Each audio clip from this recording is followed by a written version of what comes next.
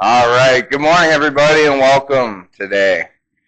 What kind of plants didn't Noah want on the ark?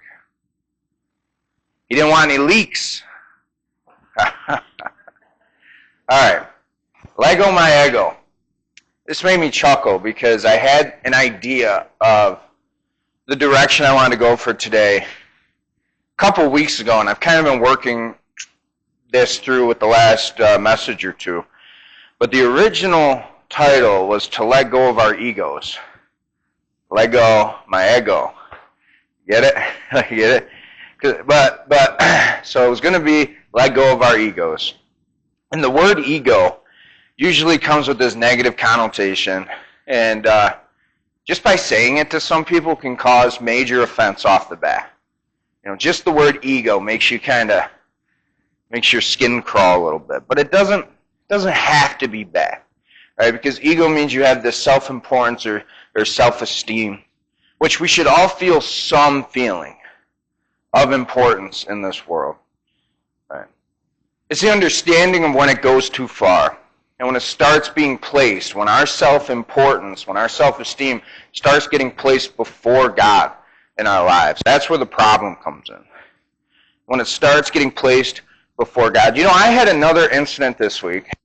So last week, filling everybody in, most of you know, I hit a deer. It was probably the busiest point of the week when I did not have time to hit a deer or to go through insurance and stuff.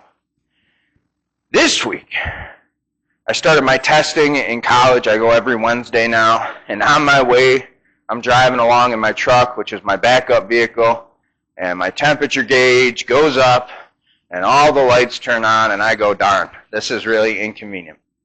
And it started to overheat, and I thought to myself, great, here comes the emotions again. Right? Here comes that ego, right? Because I now have to fix another problem.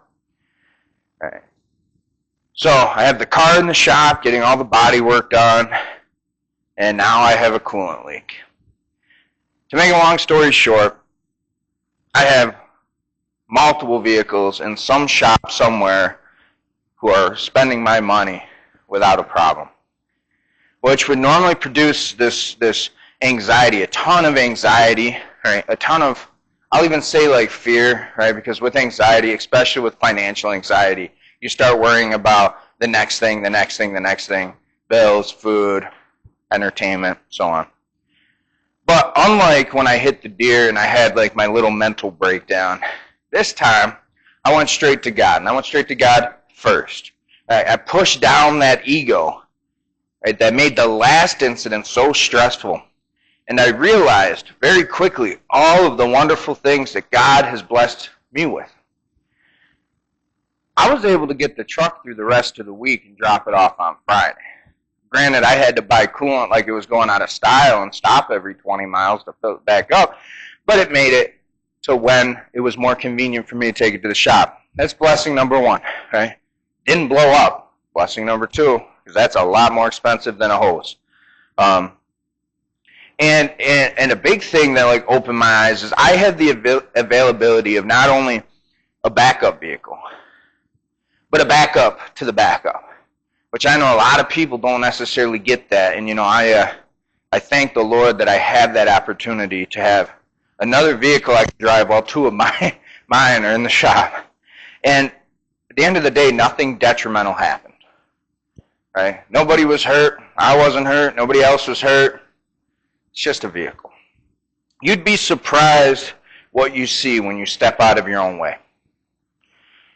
In the first letter to the Corinthians, Paul deals with a church that it's in turmoil for various reasons. And the letter reflects the character of these people. And a major reason why they have so many problems is because of pride, because of their ego. In 1 Corinthians 13, that beautiful passage on love, one of the first things he mentions about love, the character of love, is that love is never boastful and it's never proud. Because of all things that kill relationships, whether they are in the church, a marriage, friendships, pride is the deadliest of all. Right? Pride does terrible things to all relationships. And today we're starting in James 4, verses 1 through 10. What causes quarrels? What causes fights among you? Is it not this, that your passions are at war within you? You desire and do not have, so you murder. You covet and cannot obtain, so you fight and you quarrel. You do not have because you do not ask. You ask and do not receive because you ask wrongly, to spend it on your own passions. You adulterous people, do you not know that friendship with the world is enmity with God? Therefore, whoever wishes to be a friend of the world makes himself an enemy of God. Or do you suppose it has no purpose that the Scripture says he yearns jealously over the Spirit that he has made to dwell within us? But he gives more grace. Therefore it says, God opposes the proud, but gives grace to the humble. Submit yourselves therefore to God. Resist the devil, and he will flee from you. Draw near to God, and he will draw near to you. Cleanse your hands, you sinners, and purify your hearts, you double-minded. Be wretched and mourn and weep. Let your laughter be turned into mourning and your joy to gloom. Humble yourselves before the Lord, and he will exalt you. From the Word, we see things that ego and pride produce. Right? Pride provokes arguments. Pride only breeds quarrels. So when you try to understand why people are arguing, do you ever notice that it's the result of someone's wounded pride? At least sometimes. I'll even say most of the time. Something was said, something was done, something was perceived as being an offense to a person's pride, to a person's ego, and they become puffed up, puffed out, and quarrels ensue. Right? Nations go to war because of an insult to a nation's pride. Pride produces misunderstandings. Matthew 7:5, you hypocrites, first take the plank out of your own eye, and then you will see clearly to remove the speck from your brother's. When our pride gets hurt, when our ego's in danger, our ears don't want to function anymore. Right? When we're puffed out, right, with our injured pride, we jump to conclusions. We invent all kinds of supposed intentions and motivations. When our pride is injured, we become unreasonable. We become vulnerable to Satan's manipulation. Pride prevents intimacy. If we walk in the light, we have fellowship with each other. Pride produces the exact opposite of what we really want and need, and that's intimacy. Boasting, sensitive egos, hurt pride, these are not part of the light of godly living. Right? It produces factions, strife, alienation. It's difficult to work in the light, right? In the light of Christ, in the light of Christian fellowship, if we are dominated by pride.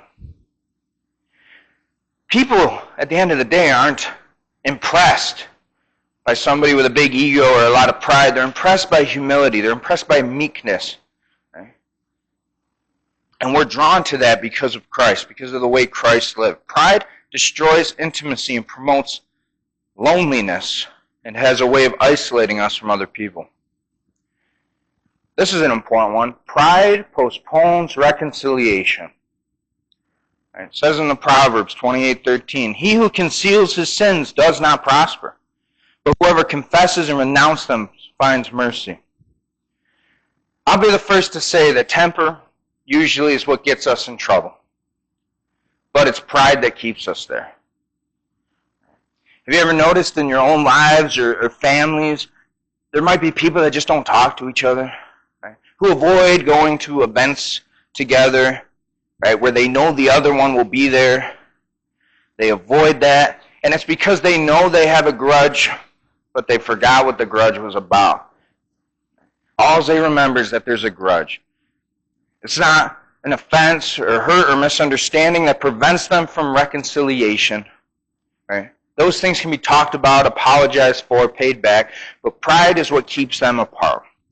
The refusal to come down from whatever righteous tower you put yourself on or whatever bubble you've entered in order to protect your pride. So the title of today, right, was Leggo my ego, or let go of your ego, or whatever you want to say, which is something that's difficult to do. You know, it's difficult to do because we have to understand the problem And even understanding the problem and knowing what has to be done or what should be done, it doesn't make it any easier. One thing's for sure. We all have some type of ego, some type of self-importance, some type of self-esteem, and it is probably the most fragile, worldly, precious thing that we possess, and letting go of it is difficult. And of course, when I say letting go, I don't mean totally denying our sense of self. Letting go to an exaggerated sense of self, letting go of the exaggerated sense of self that gets in the way. Letting go of the big ego. Letting go of the big self-importance. The Bible provides us guidance in helping us let go of the sinful pride that causes so many problems in our lives and in our relationships. The first thing we have to do is accept our imperfections. We have to understand the idea that nobody's perfect, but most of the time we operate under the impression that we ought to be. Romans 12:3. Right? Don't think you are better than you really are. Proverbs 29. Who can say, I have kept my heart pure, I am clean and without sin? Romans 3:23. All have sinned and fallen short of the glory of God. Those are not suggestions or criticisms leveled at us. They are divine confirmation regarding what God knows to be true about us. God knows that we are imperfect, and He wants us to know that He knows. The problem is getting us to accept it, getting us to recognize it and say, you know what? Yeah, I might be a big deal in my own little personal world, but God is bigger, God is better, and God is the perfect one. We need to accept that we are imperfect. The first step to deflating that is recognizing that there is no good reason for a self-importance that's in front of God. Recognizing there's no ground for our pride as the beginning of humility. Now, humility is not the absence of ego. Humility is the ability to recognize the true value of our ego. Because a humble person, they're not without personality. Right? They're one who has an accurate assessment of their true strengths, of their true weaknesses. The humble person is a realist when it comes to themselves. You need to recognize God's grace. Because most pride is based in self, right? My ego, my feelings, my needs, my glory. Now, if we're at the center of our own universe, we are then the source of all the good and bad in our lives, which, as everyone knows here, turns out to be more bad than good when we put ourselves in the center. Right? The sin of pride is taking credit for God's work, assuming that our power, everything I do, is making things happen. Right? The easiest example is like the cars things that's been going on. And I could say, oh man, I am so good. I figured out how to get everything situated, how to get everything in place. You know, I figured out how to get finances balanced out to pay. No, I didn't. I didn't do any of that. I didn't do it. If I did, I'd have 2 broken down vehicles sitting in my driveway, and I'd be broke as a joke. Right? We're not taking credit for God's work. We try to do it too when we take responsibility for handing out justice when offended. In reality, however, all that we have, all that we need, is supplied by God's power. And He does so because of His grace. He works from a basis of grace. We work from a basis of pride. When we recognize that our entire life is supported by God's grace, several things happen. Our world, our lives find its correct order. God is God. We are the created. We are freed from the trap of sin. Right? We tap into His power to provide for our needs, which relieves us of burden. God hears the prayer of the humble. We begin to serve God rather than self, which produces joy. It produces peace in our hearts rather than anger and fear. The more noise from the outside, the emptier the inside. A proud heart is empty of grace. Recognizing God's grace enables us to remove self at the center of our lives and place Christ in that position because He belongs there, and we don't. We need to go out and experience God's unconditional love. Right? Romans 5:8. But God demonstrates his own love for us in this. While we were still sinners, Christ died for us. When the focus of our emotional energy is on the love of self, the protection and nurturing of our egos, we usually end up dissatisfied. We can never love ourselves enough. Right? You hear that? We can never love ourselves enough.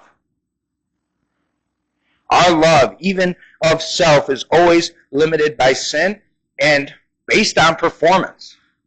Right? We love ourselves only if we succeed. We hate ourselves when we fail. The kind of love that feeds pride creates a vicious cycle of highs and lows that never satisfy. There's never satisfaction in it, and it always leaves us hungering for more. Look at the famous people out there. You know, as me and you, the majority of the world, we sit here and we look at those people in that elite 1%, and we go, man, that's a nice house, that's nice money, that's whatever, so on and so forth. But those people are miserable. They are miserable. Right? They never have enough attention. They never have enough applause. And they're continuously miserable because the love and attention they seek, it comes from sinful humans.